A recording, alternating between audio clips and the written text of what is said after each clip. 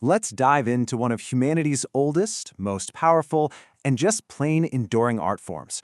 We're going to take a look at the epic, 2,500-year story of the theater, from sacred rituals on ancient hillsides all the way to the dazzling lights of the global stage today. But it really all boils down to this one question. Think about it.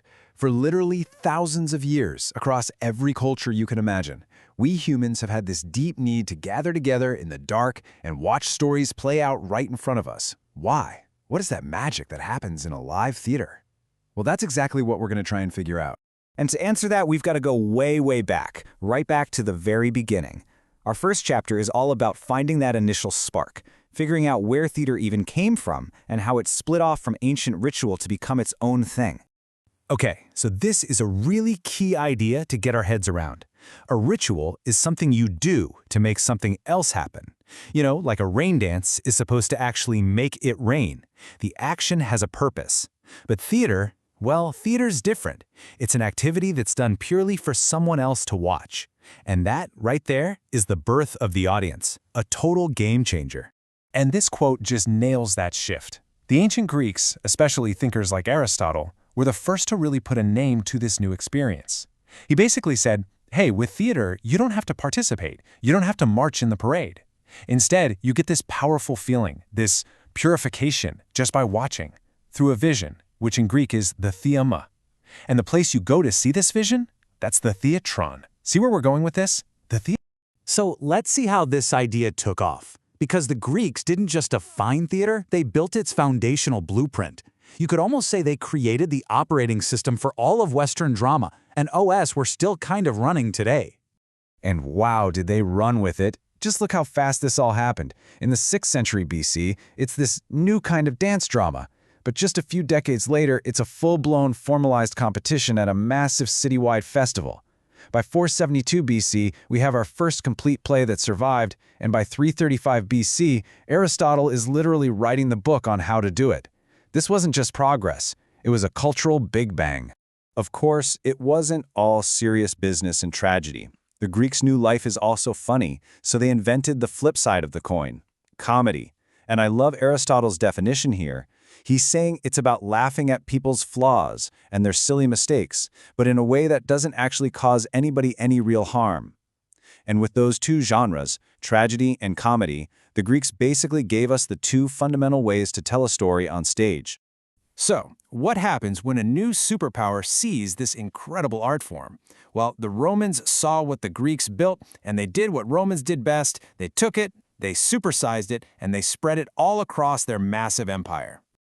Now, they weren't just copying it. They made some pretty key changes to the Greek model to make it work for a bigger, broader audience.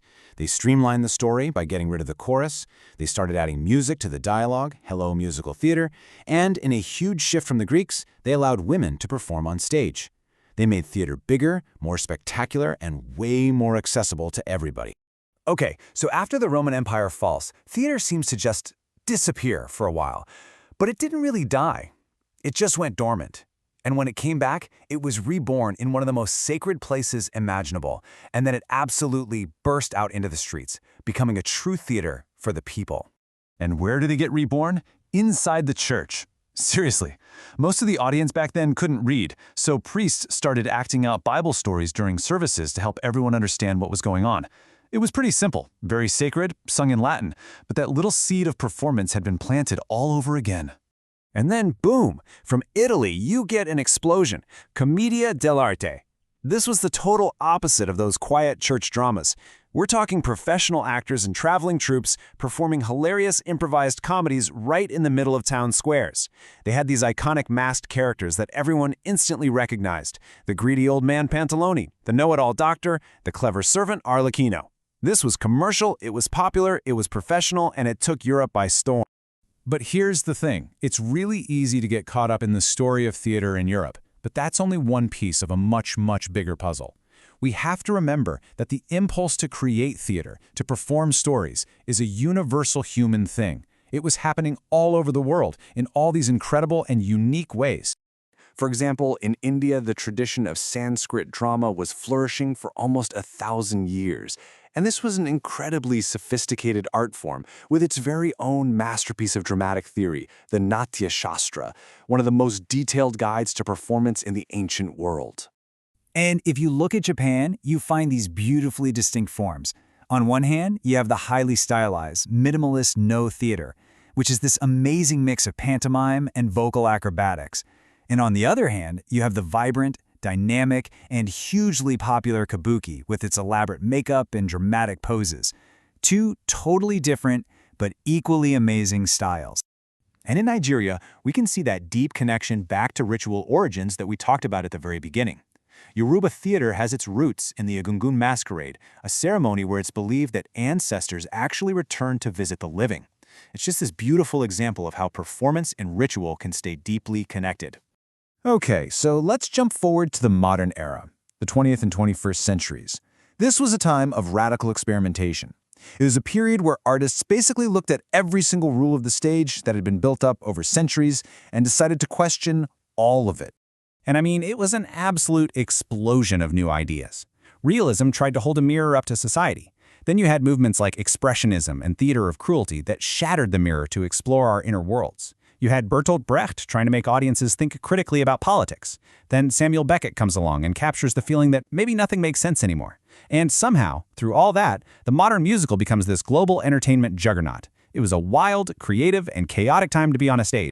So after all that, after 2,500 years, where does that leave us now? In our world of streaming services, of virtual reality, of endless digital content at our fingertips, what's the future of this ancient live art form? Why do we still feel that pull to gather in a room, together, in the dark, and watch a story happen right in front of us? The stage has survived empires, revolutions, and countless technological changes.